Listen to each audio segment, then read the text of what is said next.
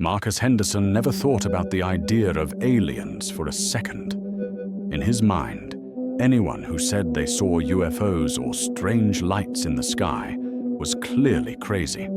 He was planting corn on his Kansas farm by the light of his tractor on the night of September 15th, 1991. Suddenly, something happened that would test not only his doubts about alien life, but also his deep-seated anger toward God. If you've ever felt like God was to blame for the death of someone you loved, this story will speak to you. Click here to subscribe to Beyond Stories and make sure you don't miss any more powerful stories like this one. Wait until you see how Marcus's life changed that night, for good. Press the like button to confirm your connection to this message if this theme already speaks to you. Also, if you want to learn more about the deeper links between faith and the universe, make sure you subscribe right now so you don't miss the insights we look into in every story. The engine of the tractor roared as it cut through the dark soil. It was the only sound in the vast, quiet Kansas plains. Marcus Henderson was in a hurry, even though it was after midnight. He had to plant this part of the garden before it started to rain the next day. At night, the headlights cut a narrow path of yellow light through the pitch-black sky. It was like an island in a sea of darkness. It had been 2 years. It has been 2 years since he laid Elena to rest.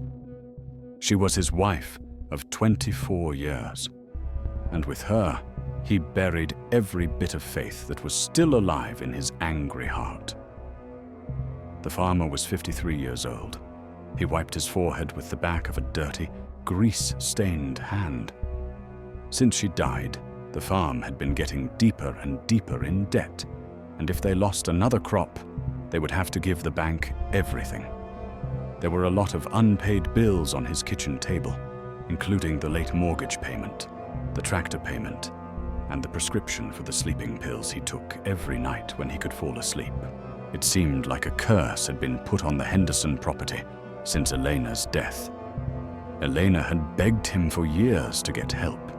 He tried everything, therapy, support groups, anything, to deal with the depression that was slowly eating him up. The arguments were always the same, and Marcus always refused to give in.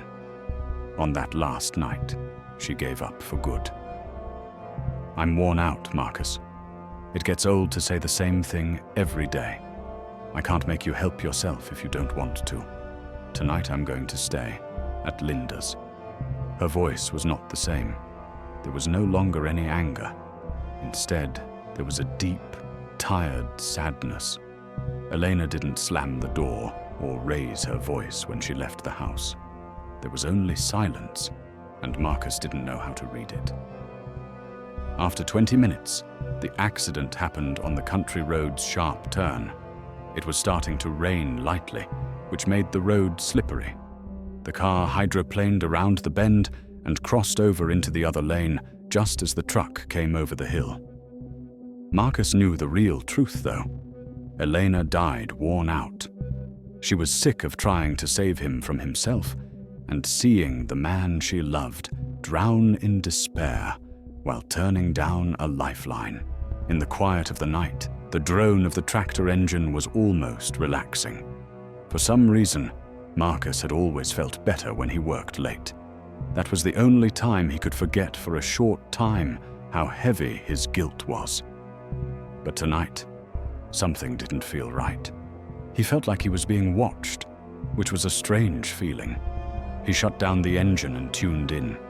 The only sound was the wind whispering through the trees that lined the small woods that all around his property. Marcus turned his head away.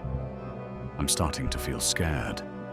2 years of not being able to sleep and feeling guilty all the time were finally getting to them. He saw something that stopped him as he turned the key to start the tractor up again. From the direction of the woods, there was a bright light that was almost blue-white. He muttered, knew someone was out there, and turned off the engine again. First, he thought about what was useful. Someone with a strong flashlight had to do it. Maybe thieves, teens pulling a prank, or even a neighbor looking for a lost cow, though it didn't seem likely at that time of night. But the light didn't move right. It was too steady and smooth. It looked like it was floating. Marcus got off the tractor because he was angry. He already had money problems, and now he had people breaking in. With his eyes closed, he took a few steps toward the fence. After that, the light stopped moving and moved toward him. When Marcus realized that the light was moving on purpose toward him, his heart hit his ribs hard. Moving in a jerky, uneven way, like someone walking with a flashlight, wasn't this. It was a smooth, steady glide through the air. He yelled, "Hey!" and his voice cracked more than he meant to. "This is private land." About 100 yards away, the light stopped again. Marcus could now see that it was bigger than he thought. He thought it might be about the size of a basketball, and it was up about 6 feet above the ground. His hands began to shake. Fear wasn't the only thing. Marcus lived off the land and was used to storms, wild animals, and the odd trespasser. That had never scared him. But this wasn't like that. He felt a deep, almost primal unease that went beyond logic. It was as if his body knew there was a danger that his mind couldn't yet understand. But his feet felt like they were stuck in place. Being depressed for 2 years had taken away almost everything from him. His desire to eat, sleep, and live. But it hadn't changed how stubborn he was. At that point, the only thing that kept him standing was his stubbornness. "Get off my land, whoever you are," he yelled, making it sound like he was in charge. "I have a gun." It was a trick. It was almost a quarter of a mile away, in a cabinet back at his house. Marcus didn't even use it for hunting very often. Elena always told him he was too gentle to kill an animal. That comment used to make him laugh, but now it made his chest hurt even more. The light began to pulse slowly, like taking long, deep breaths. Marcus felt a strange pressure in his head with each pulse, like someone was trying to speak to him in a language he couldn't understand. "No, no, no," he said in a low voice while shaking his head violently. "This is not going to happen." It had been a living hell for the past 2 years with all the guilt, insomnia, and medicine. He was aware that he was close to dying. People in Marcus Henderson's neighborhood already said that he was going crazy since his wife died. It's possible that they were right. Maybe this was it. A hallucination or a nervous breakdown that could be seen for what it was. In a strange way, it made sense. The stress of money, the guilt, and the deep loneliness were all making his mind think of something impossible that could take his mind off the real pain. He closed his eyes and told himself, "That's it. It's just stress. It will be gone when I open them." However, the light was brighter when he opened his eyes. A lot closer. It was no longer by itself. 2 more lights had shown up on either side of the first one. They lined up in the air in a perfect, quiet triangle and pulsed at the same time, as if they were controlled by a single intelligence. Marcus felt his stomach lurch. The bile in his throat made him swallow hard, but he wouldn't show any more weakness. Even though it was a mild night, his whole body was shaking and a cold sweat was running down his back. "I'm going crazy," he said in a low voice, making the words sound like a prayer. "Oh my God, I'm crazy." He had not cursed God's name in 2 years. It was the first time in that time. Over time, the lights slid down to the ground. As they went down, there was a sound, a low, almost imperceptible hum that he felt in his bones more than heard. Marcus took a step back, then another. He felt like he had to run, get back on the tractor, and get away as quickly as possible. But there was a small part of him that thought maybe he deserved what was happening. This was the part that had been filled with guilt and hate for himself for 2 long years. This could be his punishment for letting Eleanor die, which made him hate the man he had become.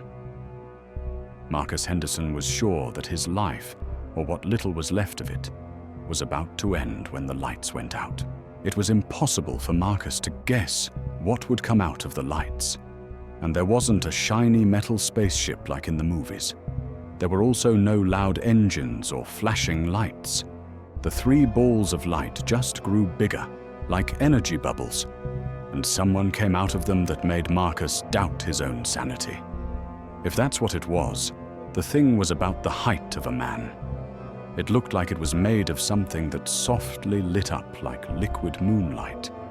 It didn't have any sharp edges, and its shape shimmered all the time, like it was made of water that was always moving. Marcus blinked hard, wanting the image to go away so badly, but it stayed. Solid, real, and completely impossible. He kept saying, "This isn't happening," in a hoarse whisper, like a mantra. This is not going to happen. The being didn't come up to him right away.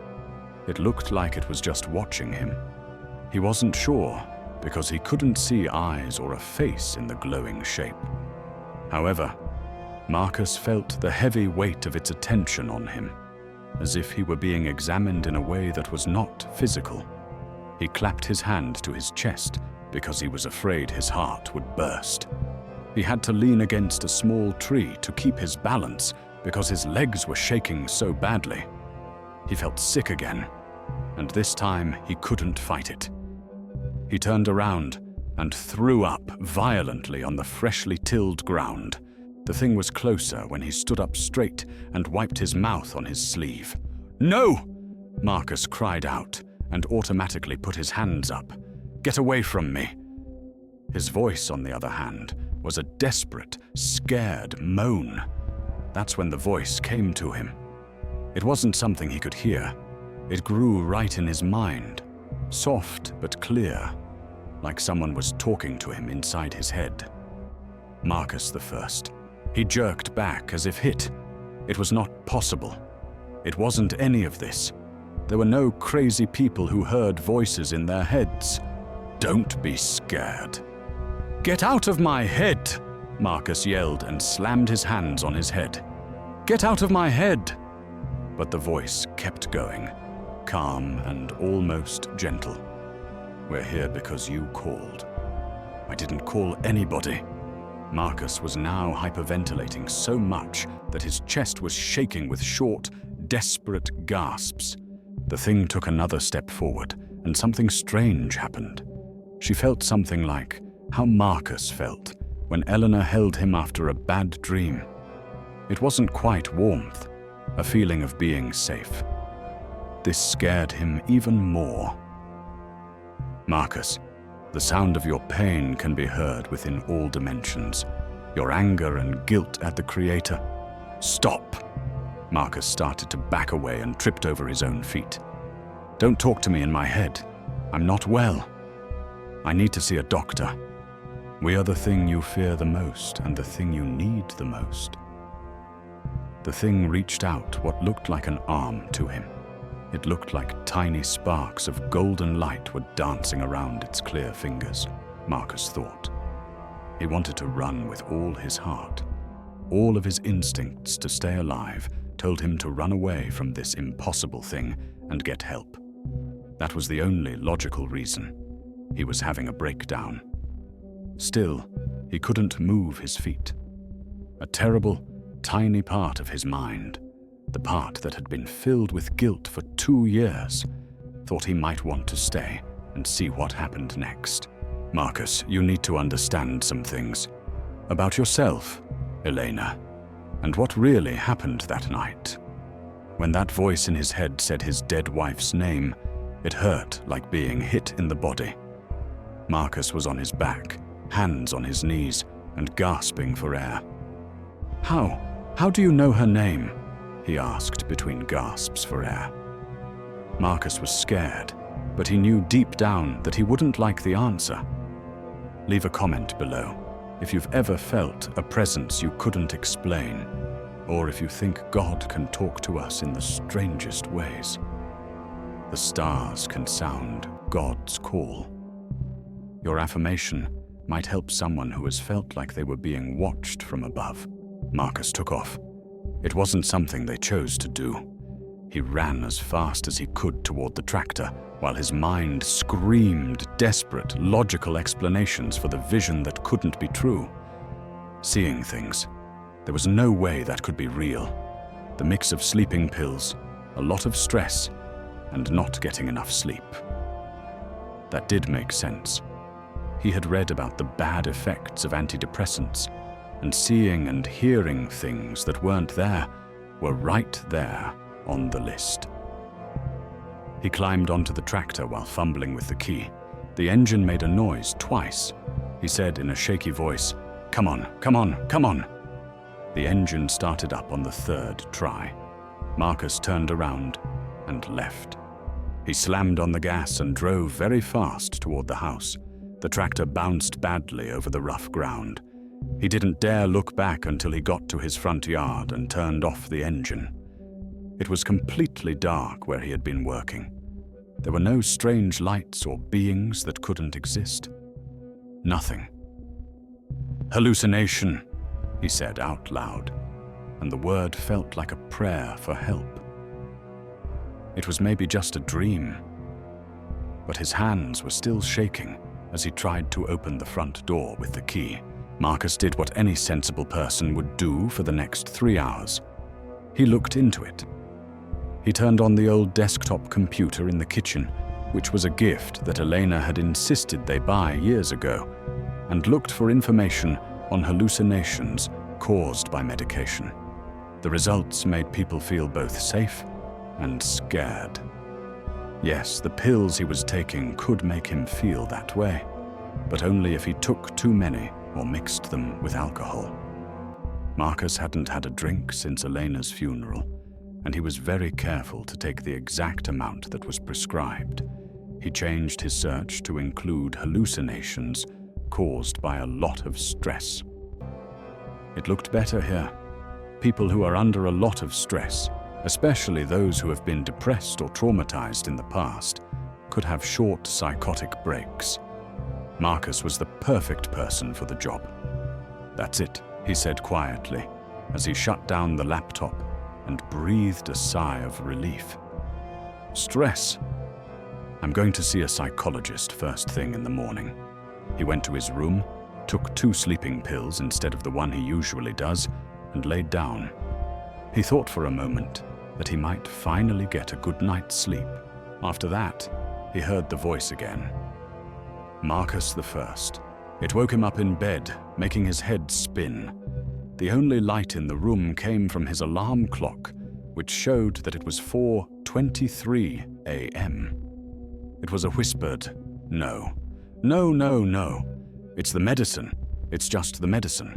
Going home won't help you get away from us."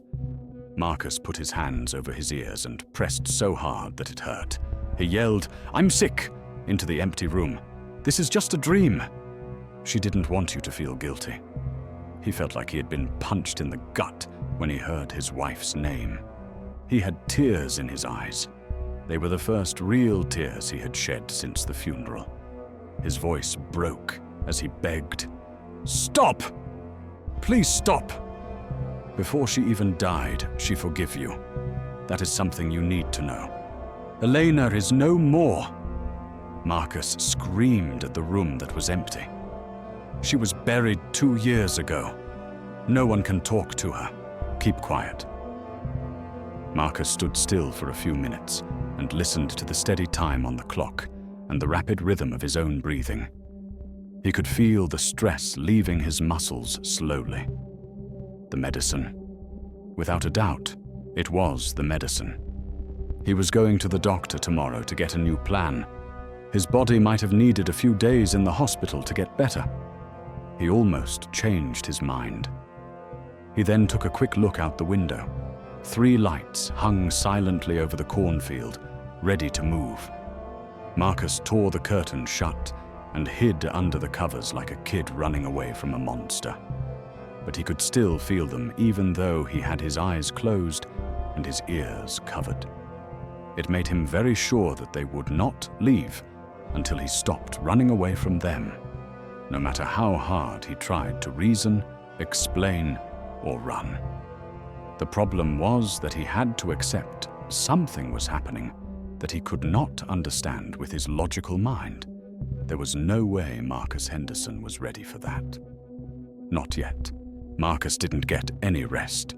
He lay still and clung to every sound in the house that he knew, like the clock ticking, the hum of the fridge, and the creak of the floorboards. It was important for him to show that he was still in the real world, where farmers didn't hear voices and light beings didn't exist. He finally got up at 6 a.m., just as the first rays of sunlight broke through the curtains. He had to force himself to the window, even though his legs hurt like lead. He slowly pulled back the curtain, getting ready to see an empty field and confirm that it had all been a bad dream caused by his mental illness. It wasn't empty in the field. There were now 3 perfect circles, each about 15 feet across, burned into the ground where the 3 lights had been. Inside the circles, the ground was perfectly flat and packed down, as if a huge force had pressed down on it. But that wasn't why Marcus gripped the windowsill so tightly that his palms turned white. It was the corn. His corn plants from a few hours ago had grown inside each circle. Grown, not just sprouted.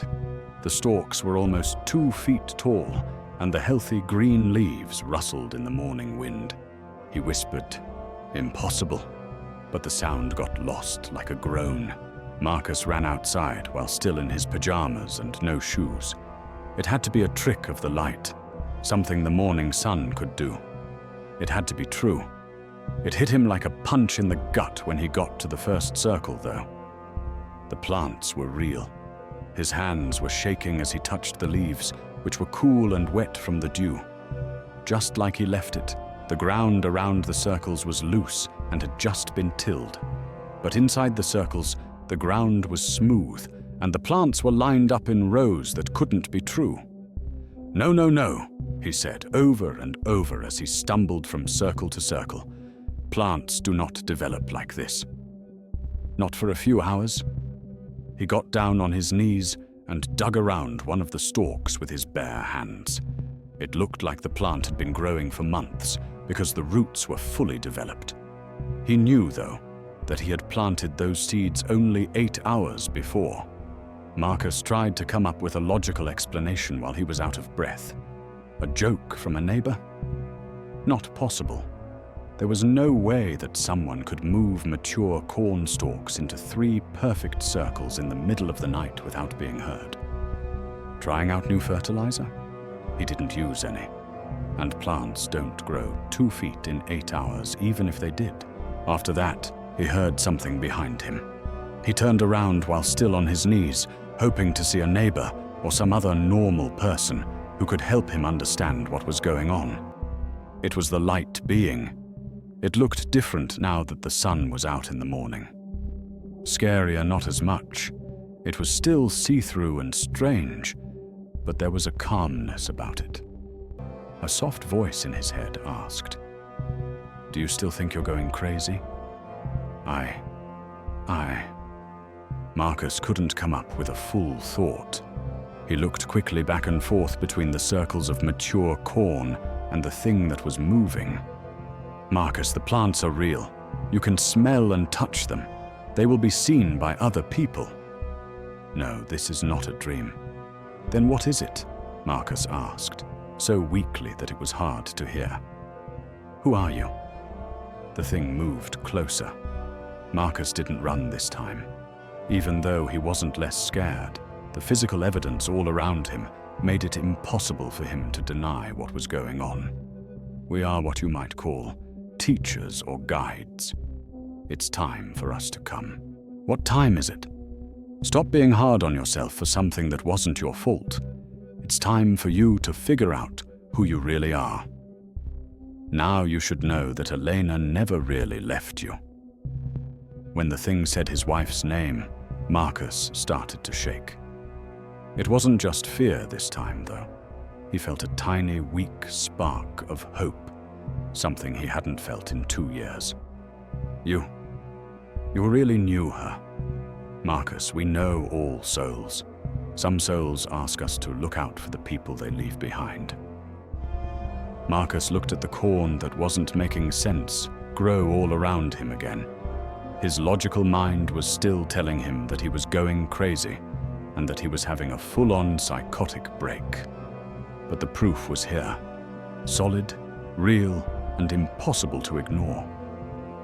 Marcus began to wonder for the first time in 2 long years if there were things in the universe that his small mind just couldn't understand. But if he agreed with that, it meant he had to give up everything he thought he knew about life, death, and his own guilt. He was more scared of that than any alien. What time is it? Stop being hard on yourself for something that wasn't your fault.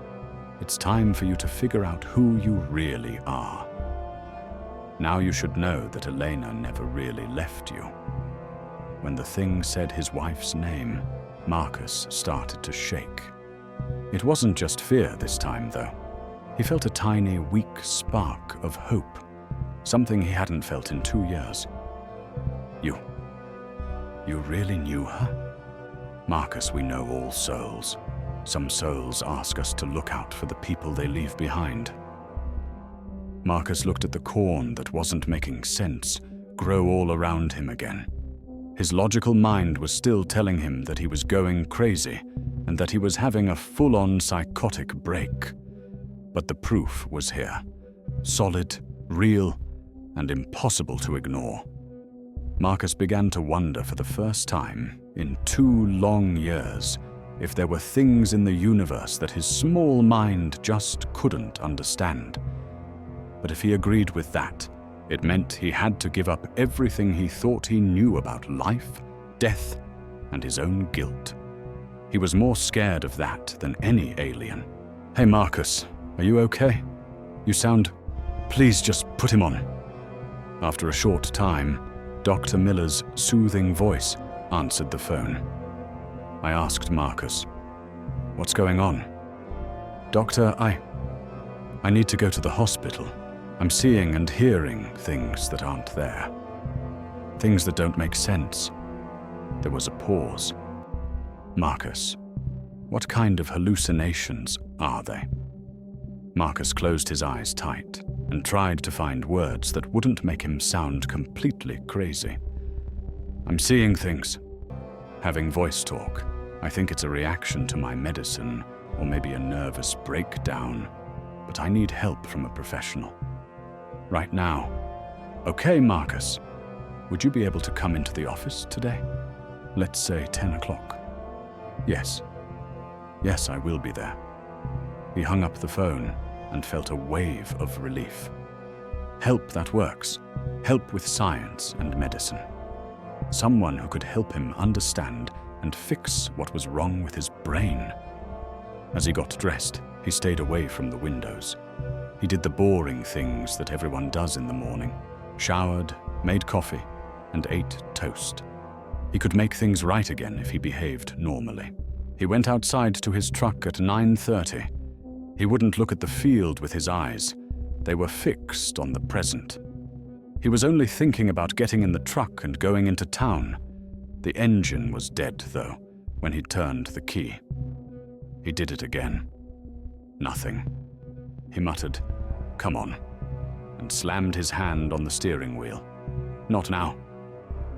It took 3 tries before the engine finally died after 1 cough. He got out and opened the hood. He wasn't a mechanic, but he knew how things worked. He saw that the oil, cables, and battery were all good. It looked like everything was okay. He then heard the voice behind him. "Marcus, the car won't work today." He slowly turned. The thing was standing a few yards away, and in the bright sunlight, Its glowing shape was almost see-through. "What did you do to my truck?" "We didn't try to break anything, but there are some talks that can't be put off." "I don't want to talk," Marcus yelled, and he was shocked by how angry he was. "Please leave me alone. I need to see a doctor to get my life back to normal." "Marcus, you didn't have a life. You went through life, an escape. There's a difference. That's not true." But he knew the thing was right, even as the words left his mouth. He hadn't been living for 2 years. Just now, he had been breathing, eating, and doing things. "Elena didn't want you to do that." "Don't talk about my wife." He hit the hood of the truck hard with his fist. It was almost nice to feel the sharp pain. "She's gone. Dead. You can't use her name to trick me either. We are not trying to trick you. Let go. We want to free you." "What will you free me from?" "From the cell you made for yourself. From the guilt that doesn't belong to you. From thinking that God had left you when, in fact, you were the ones who had left him." His eyes hurt from crying. He wasn't going to cry in front of this. He wasn't going to show weakness. He choked up and said, "I don't believe in God. Not after what happened to Eleanor," she said. "God still has faith in you, though." It was too much. Marcus slammed the door shut again when he ran back into the house and locked himself in the bedroom. His cell phone didn't work when he tried to call a taxi. When he called the landline, there was no answer. He was stuck. He was trapped on his own farm with animals that talked about his dead wife and a God he didn't believe in. It was the first time since the beginning of this that Marcus Henderson wondered if he could still run. Marcus stayed locked in his room for 4 hours. At 2 p.m., his stomach growled, making it clear that it was time to eat. He went to the kitchen reluctantly, but the curtains were still closed. Making a simple sandwich was a small comfort to him. He wasn't just physically hungry, though. He felt hollow and empty inside. Marcus was. Now the voice was softer, almost like a whisper of care. "You may not care about us, but you can't forget about yourself forever." He said, "I'm just trying to eat in peace," but it didn't sound like he meant it. "When was the last time you felt truly at peace?" He felt the question like a punch in the gut. When he stopped chewing, the sandwich lost its taste. 2 years. 2 years had passed since he had felt anything like peace. "You seemed to carry the world on your shoulders," Elena used to say. She was right. Do not talk about her anymore. Why are you scared to remember the good things about her? The sandwich fell off of Marcus. "Because it hurts too much," she said. "Or is it because you don't want to find out that she didn't die because of you?" The question got to the heart of what he was feeling. He jumped up quickly and almost knocked over his chair. He walked slowly to the window, but he still didn't look out. "Marcus, we can go. We can let you deal with your pain and shame on your own." She told us not to, though. He yelled at the closed curtain. "Elena is dead. Death is just a transition, Marcus. It hurts her to see you hurt yourself over something that wasn't your fault. For her soul lives on." Marcus put his cool forehead against the glass window. "I did something wrong.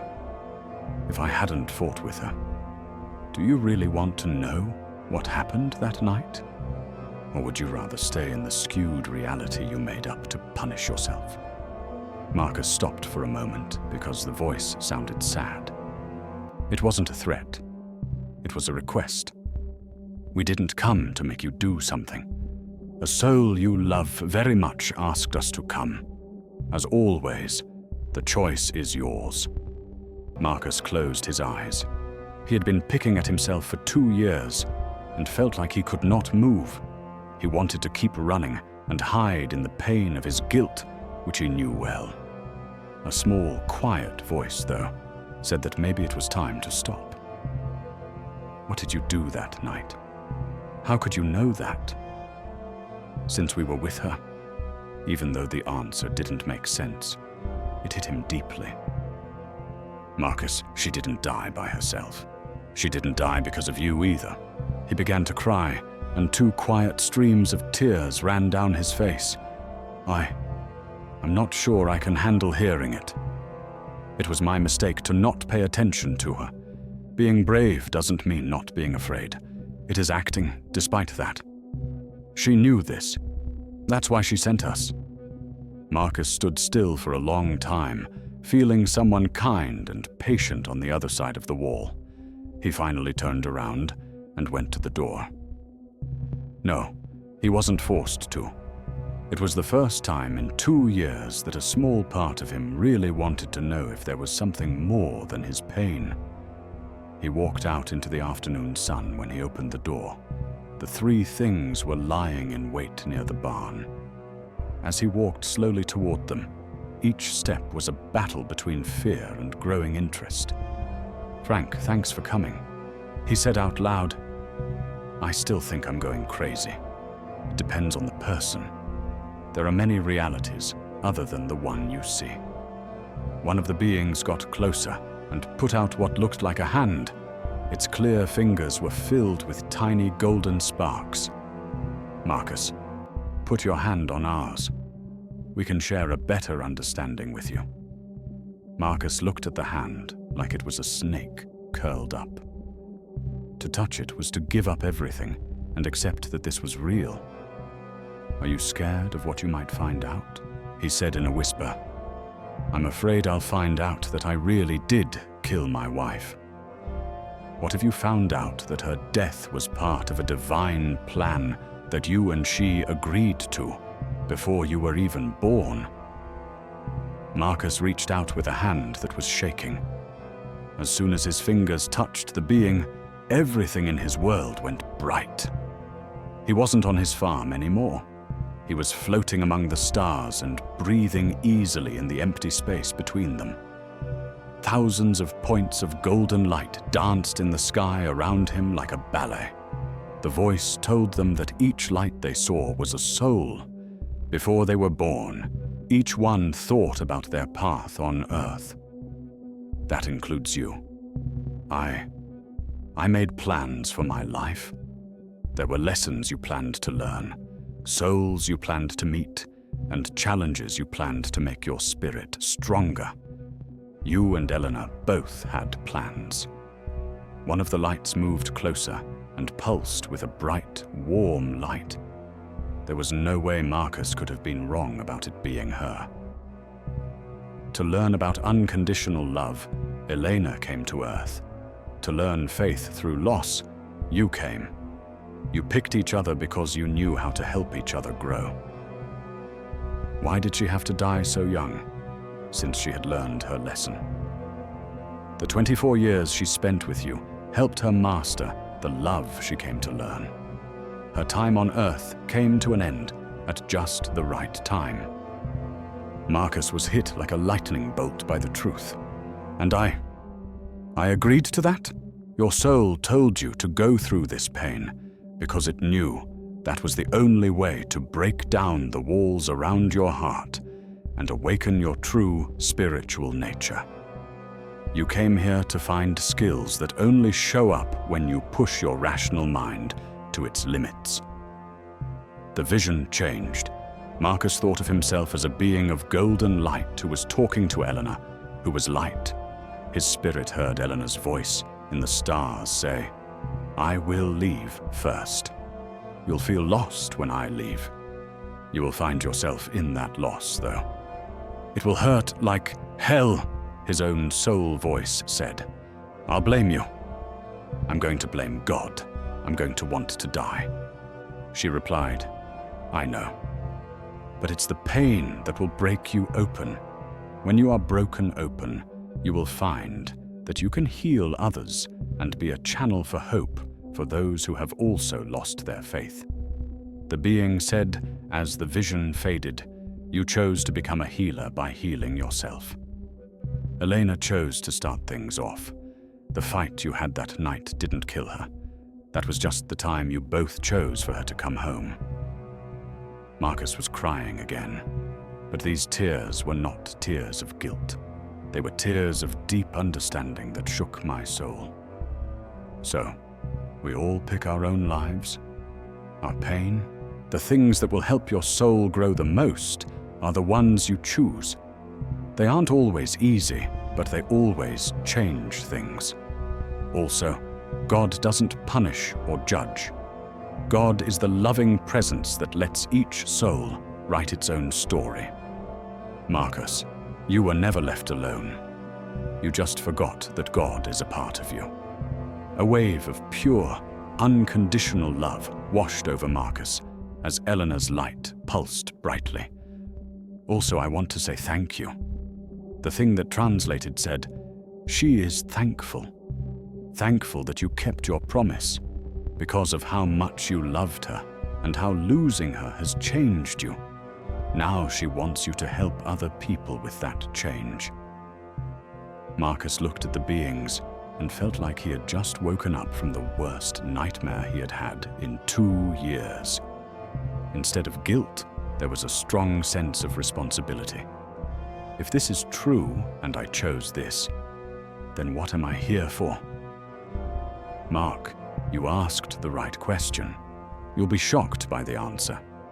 In the comments, write, "My pain has a purpose," to show that you agree that our deepest losses are not punishments, but rather part of a bigger divine plan for our souls. Let's make a chain of hope for everyone who is going through a hard time. Marcus waited for his life to get back to normal over the next few days, but the idea of normal had disappeared. The first change wasn't very big. The pain in his shoulders that had been there for a long time because of his grief started to go away. He felt a little lighter every morning when he woke up. Even stranger, he became interested in things he had never been interested in before. He felt drawn to the small public library while he was in town getting things. He felt his feet lead him to a section he had never been to before, philosophy and spirituality. He took 3 books with him. When he opened the first one that night, he was skeptical, but he quickly became completely hooked and read until 3 a.m. The ideas of reincarnation, soul contracts, and making plans before you die hit home in a deep way. He thought, "This is exactly what the beings showed me." A chill went down his spine. He went through deeper changes as he read. He began to notice things he had never paid attention to before, like how Mrs. Patterson walked with a slight limp when she was stressed, or how the neighbor's son played alone when he was sad. As he worked in the field one afternoon, he had a strong sense that someone needed his help. He stopped the tractor because someone pushed him hard. His eyes caught a cloud of smoke rising from 2 miles away from Chen's farm. When he got there, Mr. Chen was frantically putting out a kitchen fire. They put it out before it could spread. "How did you know?" Mr. Chen asked as he wiped the soot off his face. Marcus replied, "I saw the smoke." He didn't know how to explain that he knew something was wrong long before he saw any proof of it. It happened to him more often.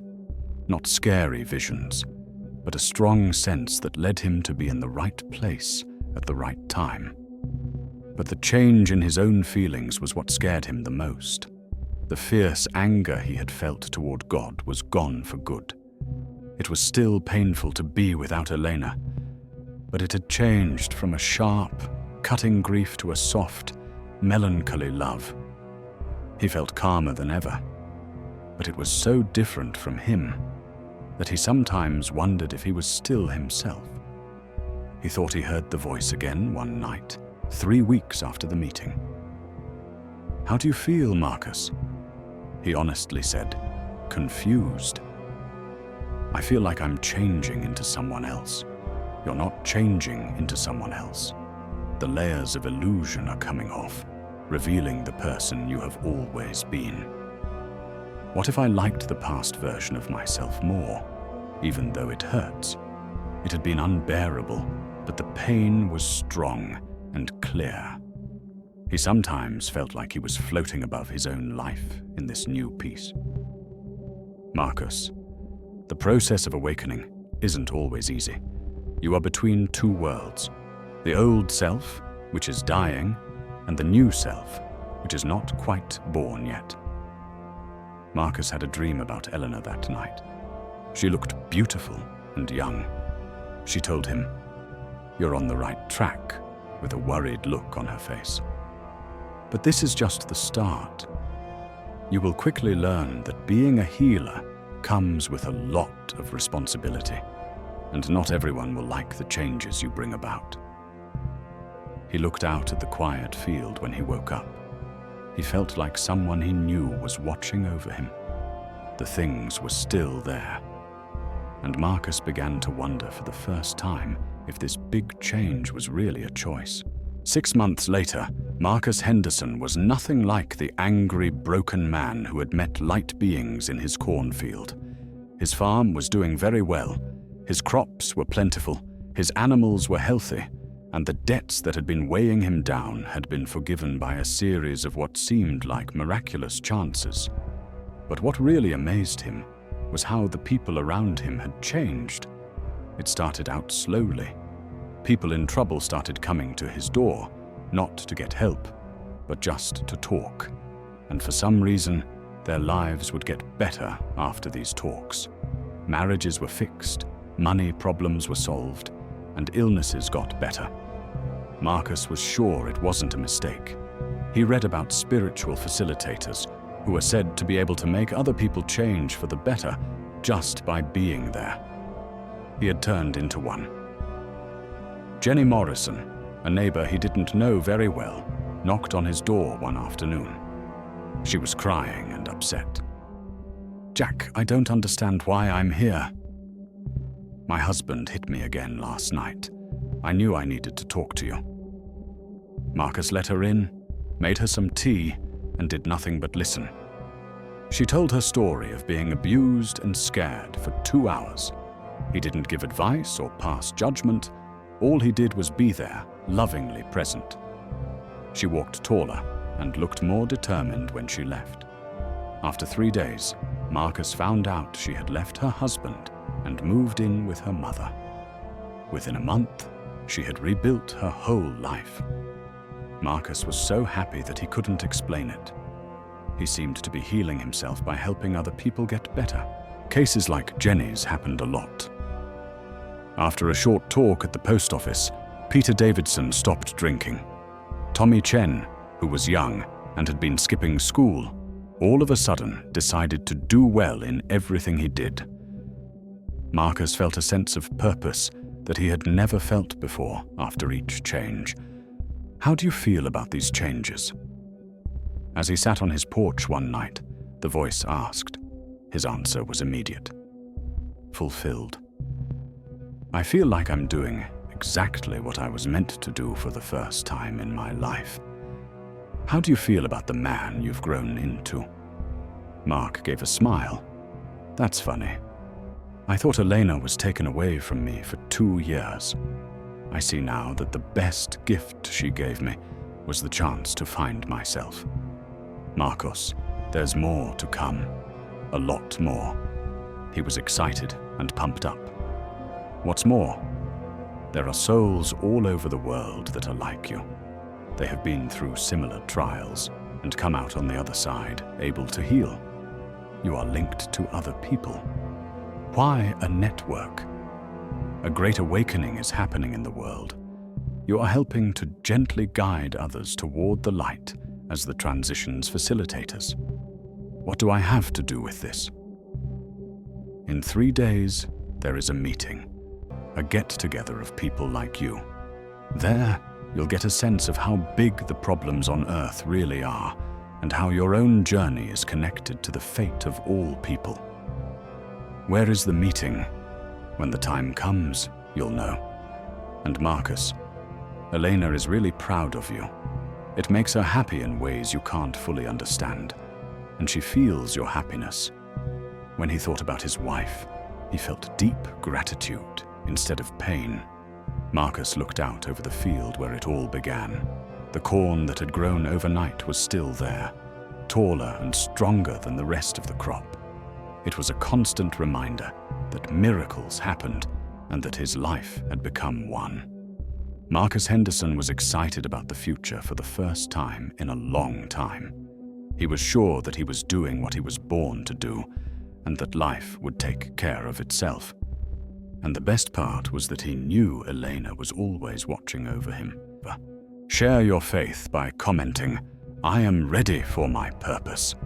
If Marcus's story has made you see your own problems as a path to a higher calling, making that statement could be the thing that gives someone else hope.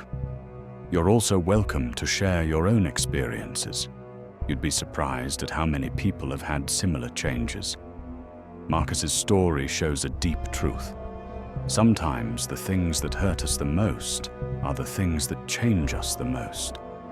How many times have you been through hard times and asked yourself, "Why is this happening to me?" In this case, as Marcus found out, these challenges might not be punishments, but rather holy calls to awaken to who you really are. You might have gifts and a purpose that you haven't found yet, like the power to heal, help others, and make a difference in ways you can't even imagine. If Marcus's story spoke to you, if you've been through losses that didn't make sense, or if you think there is something more waiting for you, please share your story in the comments. You might be surprised at how many other people have been through the same thing.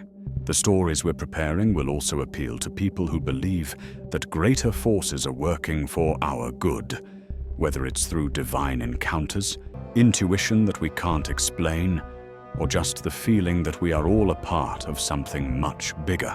Mark this channel as a favorite and click the bell to never miss another account like this one.